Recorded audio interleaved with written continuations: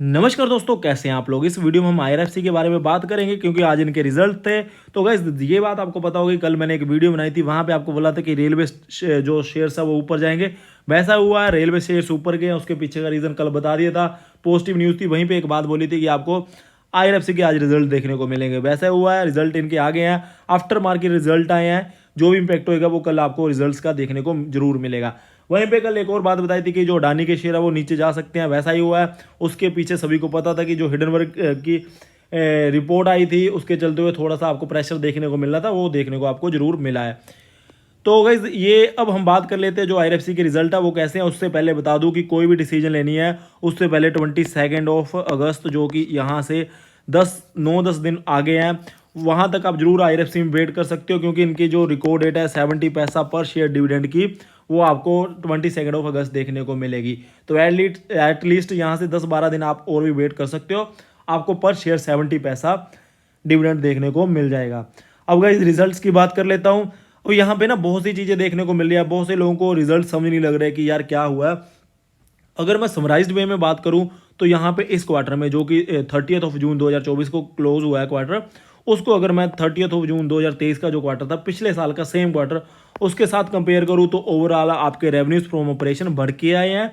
और जो immediately preceding quarter गया है उसके कंपैरिजन में भी ओवरऑल रेवेन्यूज बढ़ के आए हैं। तो यहाँ पे तो कोई दिक्कत नहीं है, आपके रेवेन्यूज लगातार कंपनी बढ़ा के दे रही है, तो यहाँ से ग्रोथ दिख रही है। गैस देखिए, मेन इंपॉर्टेंट चीज़ यही होती है वैसे कि अगर आपकी कंपनी सेल्स बढ़ा रही है, अपने रेवेन्यूज बढ़ा रही है ना, वो बढ़िया बात होती है। प्रॉफिट ऊपर नीचे हो सकते हैं क्योंकि उसमें जो आपकी फिनांस कॉस्ट है, इंटरेस्ट कॉस्ट, काफ़ी और अदर एक्सपेंसेस होते हैं, उनमें आपको कुछ एडजस्टमेंटें होती है। किसी क्वार्टर में वो हो जाती है, किसी क्वार्टर में वो नहीं होती है, तो जिसके चलते आपके जो प्रॉफिट है वो ऊपर नीचे हो सकते हैं। बट जो आपके रेवेन्यूज है, अगर ये लगातार बढ़ते आ रहे हैं, इसका मतलब कि कंपनी ग्रोथ कर रही है। वहीं पे अगर मैं बात करूं प्रॉफिट की, तो गाइस अब बात इसमें आप यहाँ पे देख सकते हैं, पिछले साल के पहले क्वार्टर के मुकाबले प्रॉफिट भी बढ़ के आए हैं। बट हाँ, पिछला जो प्रीसीडिंग क्वार्टर गया है उसके कंपैरिजन में इस क्वार्टर में प्रॉफिट में डिप आया है। वो क्यों आया उसके लिए हम थोड़ा सा डिटेल में बाद में जाएंगे। उससे पहले बता दूं कि अर्निंग पर शेयर इस क्वार्टर में पिछले साल के पहले क्वार्टर के मुकाबले 2 पैसा पर शेयर कंपनी ज़्यादा कमा रही है। बट हाँ, जो पिछला क्वार्टर गया उसके कंपैरिजन में कंपनी ने 11 पैसा पर शेयर कम कमाया है। तो वो मैंने आपको बता दिया है कि यहाँ पे आपको जो इंटरेस्ट कॉस्ट है, फिनांस कॉस्ट है, वो आपको ज़्यादा बढ़ती हुई दिखाई दी है। कोई बड़ी यहाँ पे बड़ी वाली बात नहीं है, वो भी मैं आपको बाद में बताता हूँ।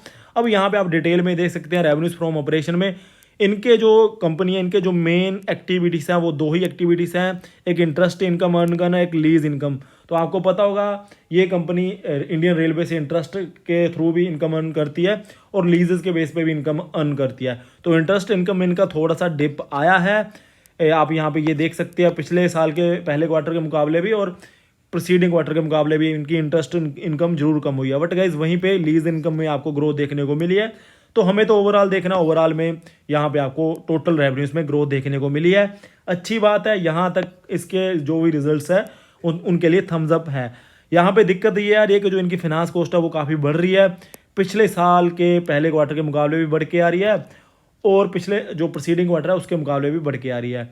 तो ये गाइज मैंने आपको बता दिया, बड़ी बात नहीं है। किसी क्वार्टर में आपको कुछ एडजस्टमेंटें देखने को मिल रही होती है, जिसके चलते आपके जो ये एक्सपेंस होते हैं ऊपर नीचे होते रहते हैं।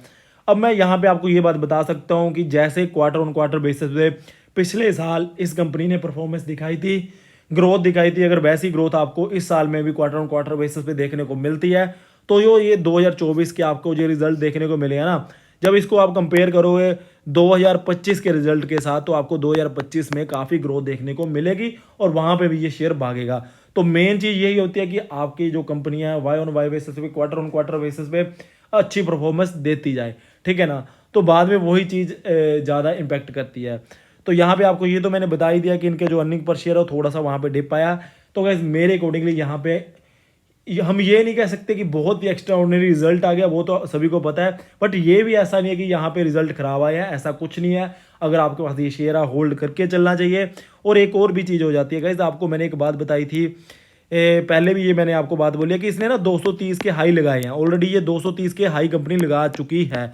अब वहाँ से शेयर 180 के आसपास आ गया है, लगभग 50 रुपये की ऑलरेडी गिरावट हो चुकी है, प्रॉफिट बुकिंग हो चुकी है।